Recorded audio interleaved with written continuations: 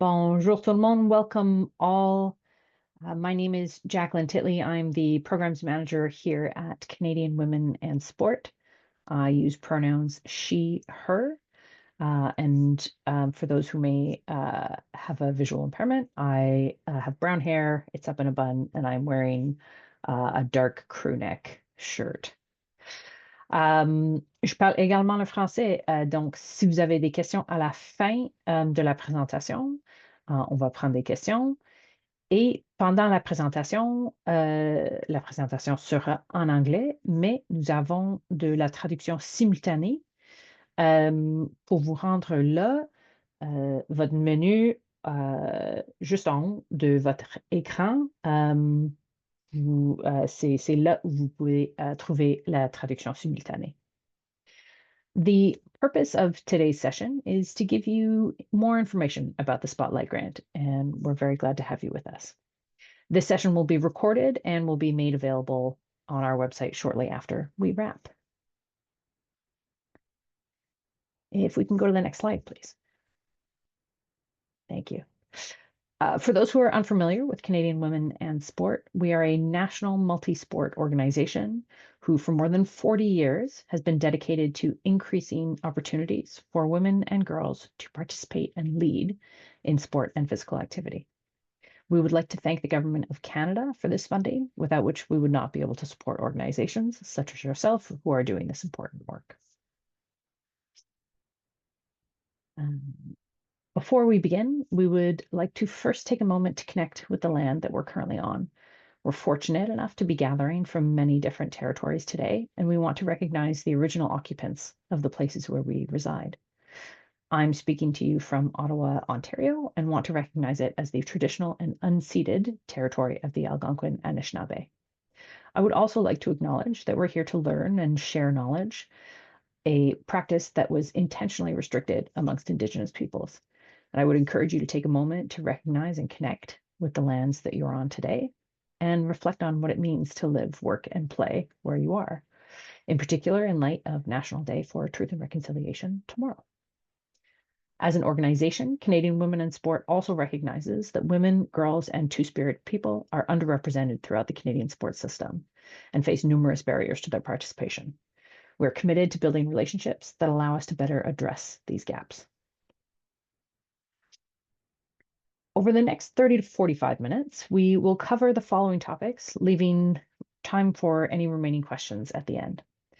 There is a question function that we're using here today, so please feel free to submit your questions as they come to you throughout the presentation.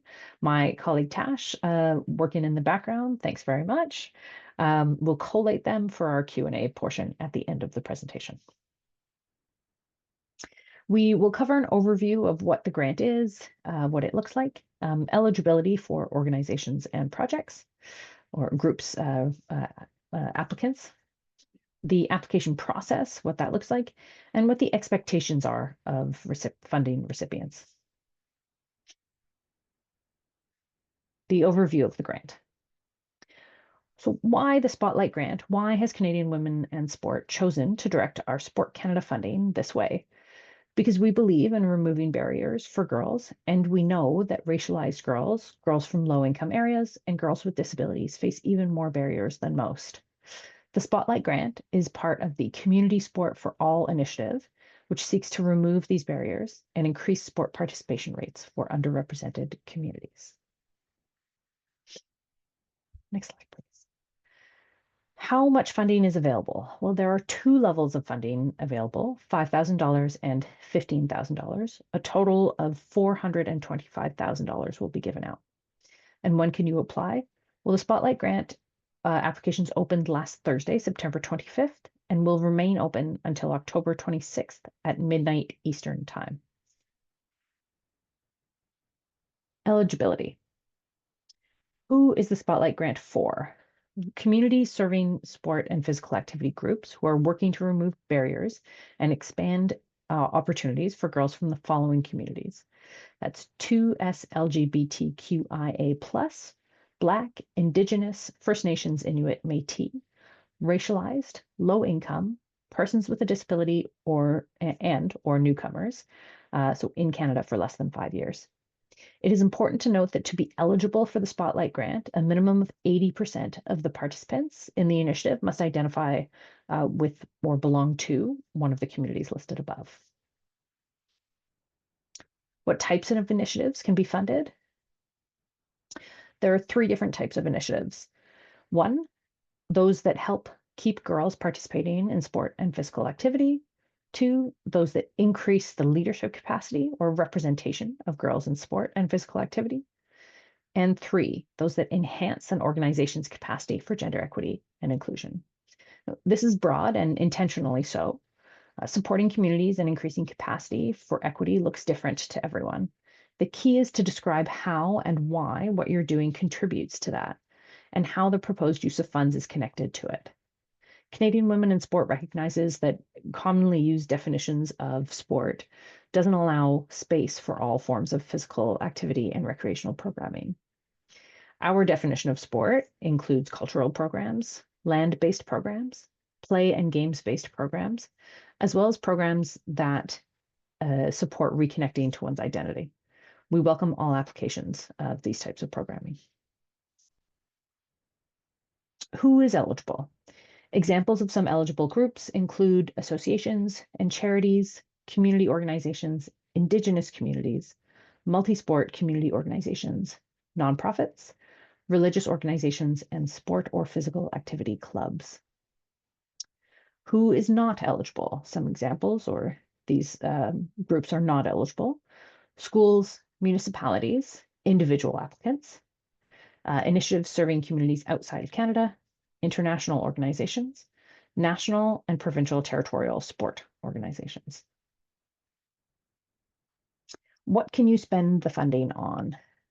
The Spotlight Grant can fund the following expenses directly related to your initiative's activities, including compensation for human resources, so salaries and benefits or facilitator honoraria, venue costs, marketing and communications, travel costs, equipment costs, participant and or leader training, registration fees, data collection and storage.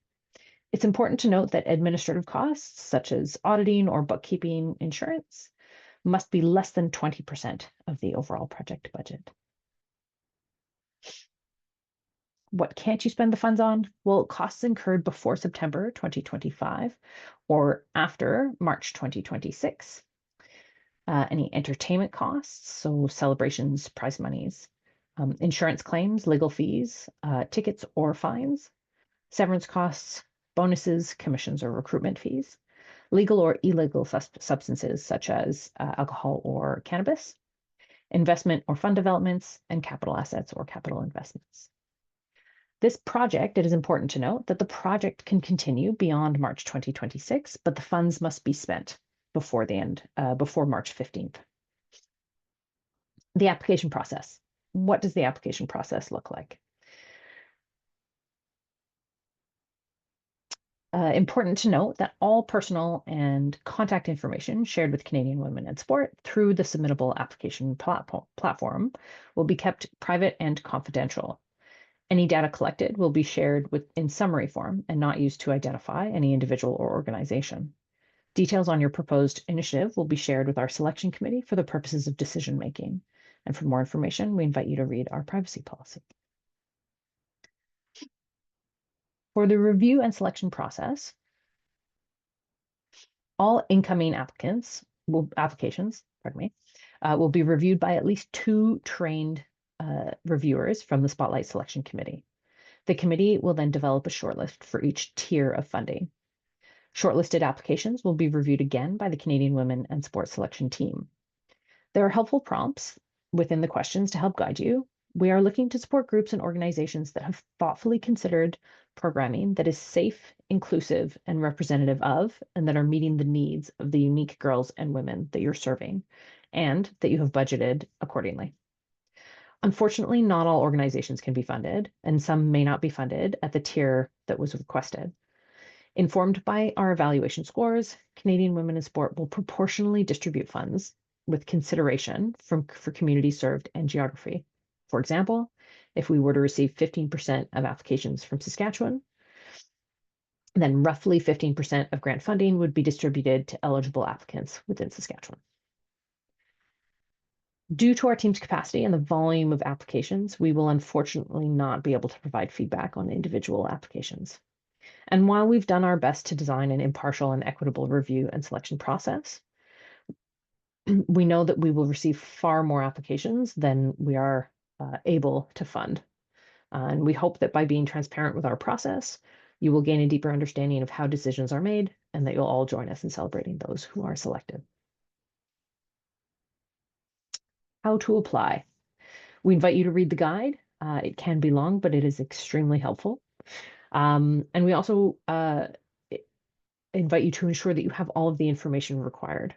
We have provided a downloadable Word document called the applicant working sheet, so you can take that away and collaborate on it. You can also save your work in the submittable platform before submitting. However, you cannot change the application once it has been submitted. Some important dates to remember next. The grant applications, as mentioned, have opened as of last Thursday and will remain open until midnight Eastern on October the 26th. The Spotlight Grant information session is today. The grant application review and selections will occur in the last week of October from the 27th until the 31st. We will then notify all of the applicants of the results at the beginning of November. There will be a public announcement of all accepted applications towards the end of November, and the Spotlight Grant workshops will occur in the first week of December. Dates will be shared with applicants when they are notified of their acceptance.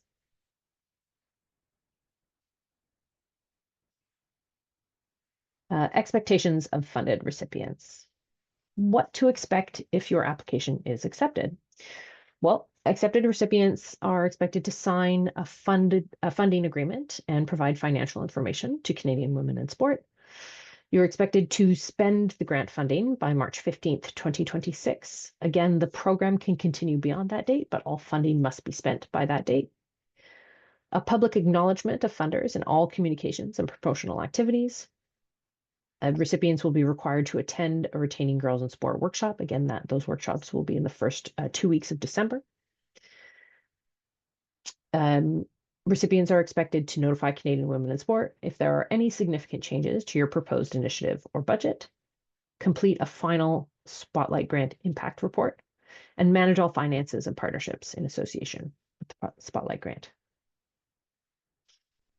We would like to highlight other funding opportunities through these organizations within the Canadian sports system. Again, in light of the fact that we know we will receive far more applications than we have the ability to fund, we invite you and encourage you to explore if your organizations are eligible for any of these opportunities. Where can you learn more? Please visit our website at womenandsport.ca, where you will find a full application guide and a link to the application on our main page. If you have questions following this presentation, you can always email us at spotlight@womenandsport.ca. That's spotlight@womenandsport.ca. Thank you very much, and we will now move to Q&A.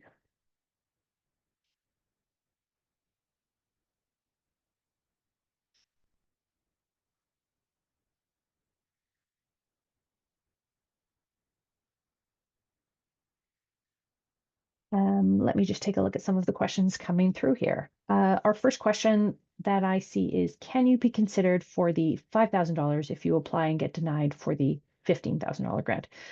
Yes. Earlier in the presentation, I mentioned that it's possible that applicants may apply for a higher tier of funding, and they may be offered a lower tier. That is possible, yes. So if you apply for 15, you may be awarded 15, or you may be awarded 5. Depends on the application. A few more questions coming in here. Thank you. What does 80% mean? 80% of, pardon me, 80% of the girls in our sport identify with these groups. Yes, that's exactly. So 80% of your overall participants in your program need to identify or belong to one of the communities listed in that list of equity deserving groups.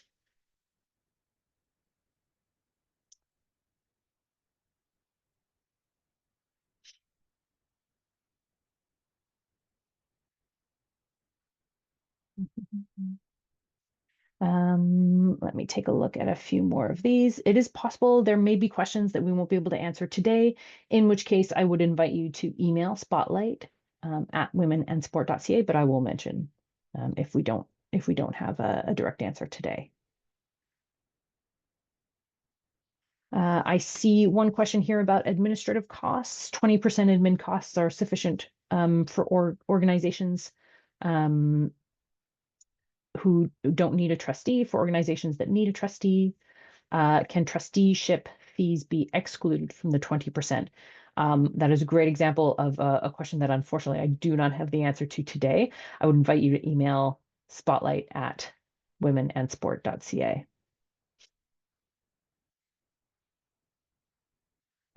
Proposals. Pardon me. If you were a Spotlight grant recipient in the past, are you still eligible? Um, yes, you are still eligible. You can apply again if you had received the Spotlight grant in the past. It does not necessarily make you more favorable or less. We will review all applications through the similar lens.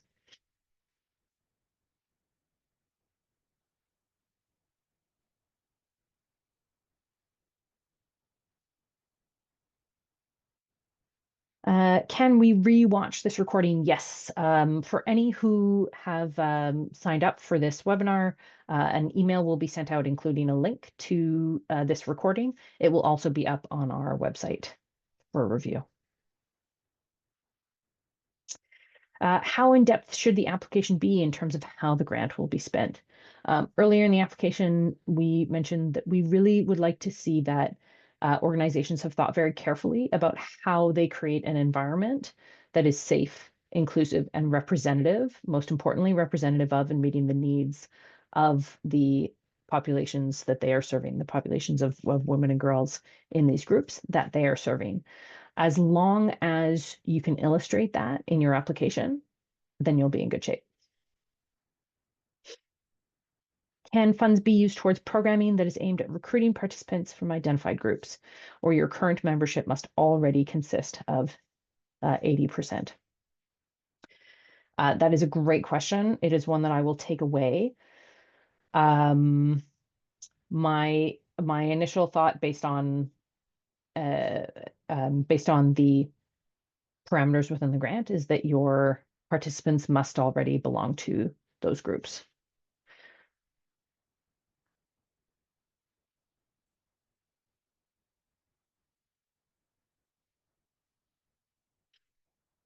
We have a few questions about eligibility of organization. Unfortunately, provincial sport organizations are not eligible to apply, even if they are not-for-profits.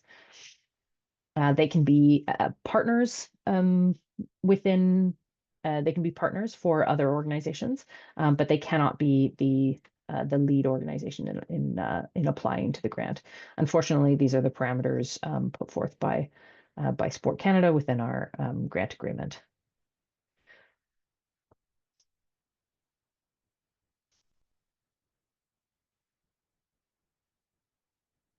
Will we award partial funding? No, unfortunately not. We will be awarding the two tiers of funding, $5,000 or $15,000, but nothing in between. There was another question about funding. Funding can be spent by March 15th, 2026. Funding must be spent by March 15th, 2026. In the final report, which is also due on March 15th, 2026, we will require brief financial reporting that indicates that all funds are spent and have been spent towards the indicated activities or the activities indicated in your application. We would encourage organizations to focus on one application. I have a question here about submitting more than one. We would encourage you to submit only one application and concentrate all of your efforts in that way. There are also a few questions about how often this grant is offered. Unfortunately, we have no way of knowing whether or not this grant will be offered again. This funding, as we mentioned, has been received through the Government of Canada. It's called the Community Support for All Initiative. We are very, very lucky to have that support from our government currently. However, we're not able to determine whether or not we will have opportunities for this granting moving forward. Here at Canadian Women in Sport, we do offer other granting programs. In particular, if you are a community sport organization or physical activity community organization in Ontario, we offer a program called the Next Play, which is typically offered in the spring.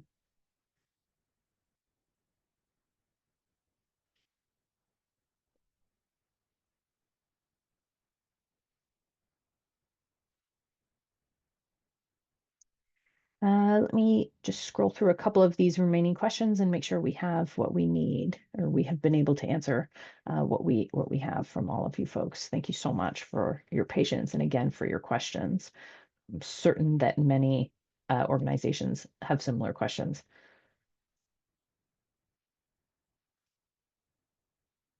There was a question here about covering program fees for people in those equity deserving groups. Yes, registration fees are eligible expenses as listed in the grant overview.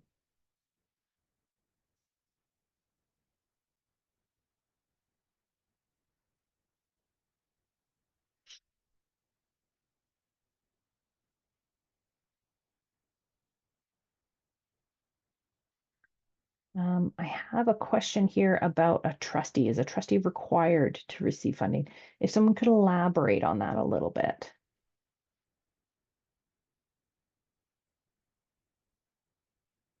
We've also put in the webinar chat a link to our grant, which where all of the information shared in this webinar is also available to you.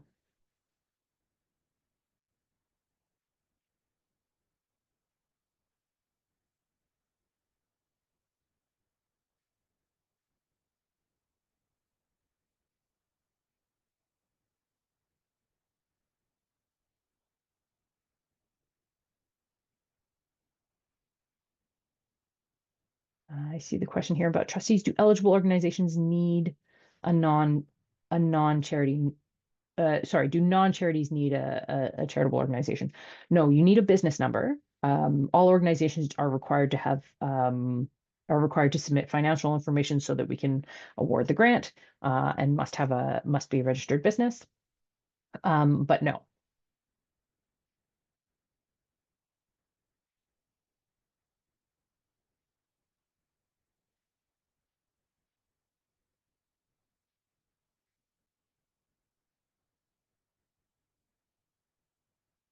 Taking a look at some of the remaining questions here.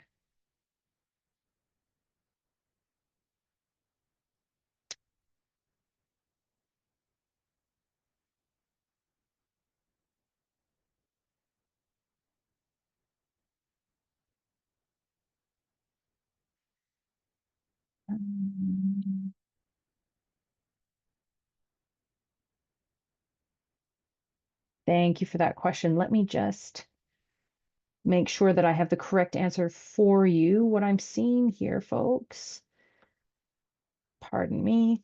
We want to, there's a question about the definition of racialized. Does it include religion, even though it might not be, may not be visible? We do want to recognize that there are many equity deserving groups in Canada with very important and diverse intersectionalities. For the purposes of this grant, our focus is on the groups identified by Government of Canada. So if they fit within racialized, yes, religious groups or a minority group identified by their religion does not fit within the groups identified by the Government of Canada in this grant. Can the funds be used outside of Canada? For example, tournament registration fees for events in the US or Canada, as long as the participants reside within Canada and the participants, yes, as long as the participants reside within Canada, yes.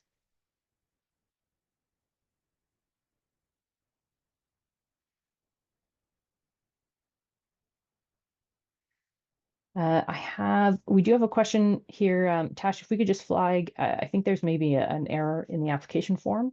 We have the final question in the application before the budget does not have an active text box. Thank you for that flag. We'll go away and we will ensure that everything within the application is working appropriately.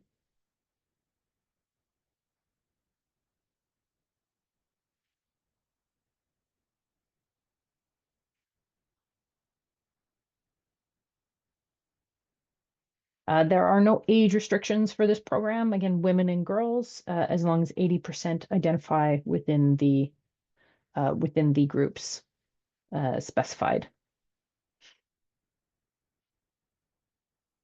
And again, identifying as women and girls within the groups identified.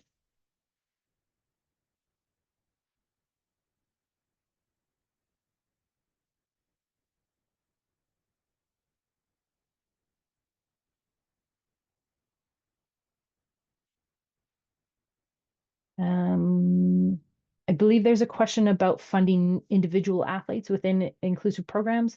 The funding must be, if we can, perhaps if we could go back to the what types of programs. So the funding does need to go towards a program or initiative activities. The funding cannot go directly to one individual or athlete or participant. And those programs do need to be either helping keep girls or women participating in sport and physical activity, increasing the leadership capacity and representation of girls in sport and physical activity, or enhancing the organization's capacity for gender equity and inclusion. Thanks, Tash.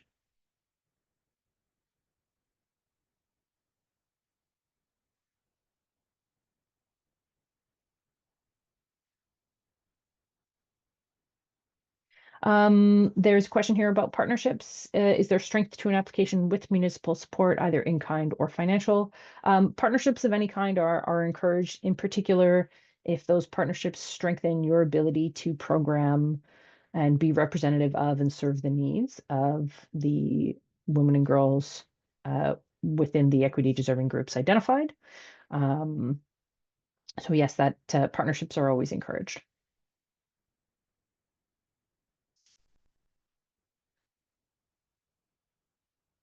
And we have one more question about, can graduate students apply to this program? Unfortunately, individuals cannot apply for this grant funding.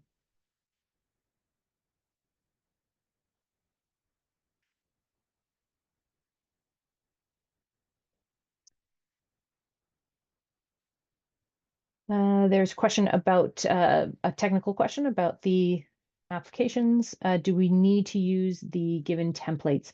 So the Word document that you can download is there for you to work off of. But once you get into the submittable platform, you'll see that each question has a text box related to it. So you would just drop your answers in there. So there is a format, but your answers can be written, or you can provide data. It's entirely up to you.